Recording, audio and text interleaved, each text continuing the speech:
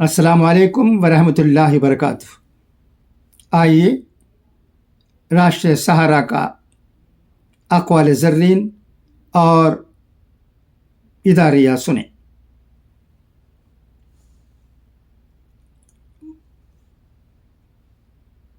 बाप से इज़्ज़त और माँ से आराम मिलता है। किस्मत की गिरह को दुआ और सब्र से ही सुलझाया जा सकता है। बेसब्री और परेशानी से ये गिरह मज़ीद उलझ सकती है। जिस तरह जिस्म को बीमारी की मौजूदगी में खाने की लज्जत हासिल नहीं होती, इसी तरह गुनाहों की मौजूदगी में दिल को इबादत की लज्जत नसीब नहीं होती। अल्लाह पाक से जब भी मांगो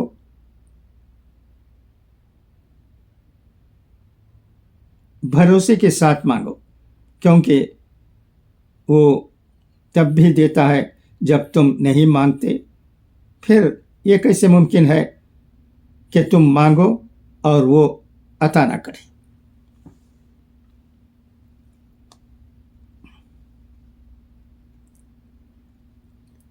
यौम जमहूरिया का पैगाम। आज मुल्क के 74वीं यौम जमहूरिया मनाया। आज मुल्क ने 74वीं यौम जमहूरिया मनाया, यानी हमारे आईन के निफाज को 74 बरस हो गए। आईन के निफाज से लेकर अब तक हमारा सफ़र कैसा रहा, ये किसी से मख्फी नहीं है। पुराने हालात वो वाक़यात की जानकारी भी हमको है और नए हालात वो वाक़यात से भी हम वाकिफ़ हैं। हर साल यौम जमहूरिया की तक़रीबात और जश्न से पता चलता है कि इस दिन की हमारी ज़िंदगी में कितनी अहमियत है। यहाँ तो वो मौका होता है जब हम आज़ाद हिंदुस्तान में अपनी कामयाबियों का जश्न एक कौम की सूरत में मिलजुल कर मनाते हैं। दुनिया की दूसरी सबसे बड़ी जमहूरियत हिंदुस्तान का सफ़र आज़ादी के बाद कितना मुश्किल रहा। मुल्क में किस कदर गुर्बत व नाकानदगी थी, मईशत अलग ख़राब थी, लेकिन बक़ौल सदर जमहूरिया द्रौपदी मुर्मू आईन में दर्ज उसूलों ने हमारी जमहूरियत की मुसलसल रहनुमाई की है। इस अरसे के दौरान हिंदुस्तान एक गरीब और नाखानदा कौम की सूरत हाल से आगे बढ़ते हुए आलमी फोरम पर एक खुद एतमादी से पुरखौम की जगह ले रहा है। आईन तैयार करने वालों की मुश्तरका जहानत से मिली रहनुमाई के बगैर ये तरक्की मुमकिन नहीं थी। हालिया बरसों में की जाने वाली कोशिशों के नतीजे में आलमी बरादरी अब हिंदुस्तान को एक नए एहतराम के साथ देखती है। दुनिया के मुख्तलिफ फोरमों पर हमारी फ़आलियत से मुस्बित तब्दीली आनी शुरू हो गई है।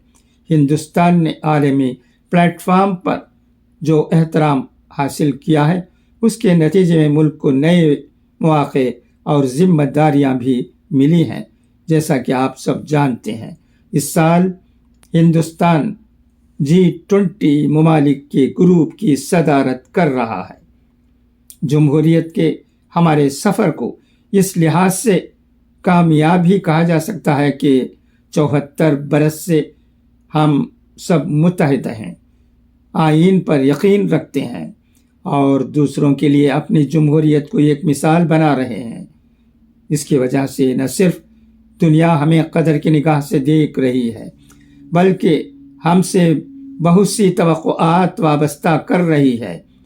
क्यों न करे जब हमने खुद कफील हिंदुस्तान की तरफ अपना कदम बढ़ा दिया है। जब आईन तमाम शहरियों को तरक्की के यकसा मौक़े और मसावी इख्तियारात व हक़ूक़ फराहम करता है, तो हमें ये नहीं सोचना चाहिए कि सिर्फ सरकार की ही जिम्मेदारी है कि वो جمہوریت کا تحفظ کرے، بلکہ تمام شہریوں کی بھی ذمہ داری ہے کہ ثقافتی اقدار کے تنوع کے ساتھ جمہوریت کے تحفظ میں اپنا بھرپور تعاون پیش کریں۔ تب ہی ہمارا جمہوری سفر کامیاب رہے گا اور اس کے ثمرات سبھی کو حاصل ہوں گے۔ یہ صرف مجاہدین آزادی کی قربانی کو یاد کرنے کا موقع نہیں ہے، جن کی بدولت جمہوریہ ہند کی بنیاد پڑی۔ اب تو وہ موقع بھی آ گیا کہ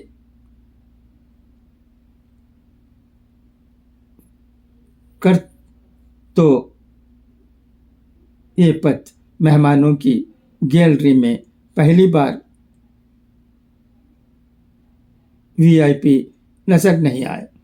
ان کی جگہ ان لوگوں نے لی جو خواب میں بھی وہاں عزت کے ساتھ پہنچنے کے بارے میں سوچ نہیں سکتے تھے۔ اس بار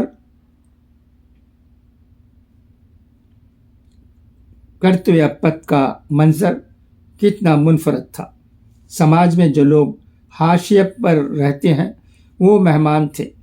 یوم جمہوریہ کی پریڈ دیکھنے کے لیے مہمانوں کی گیلری میں پہلی قطار میں مرکزی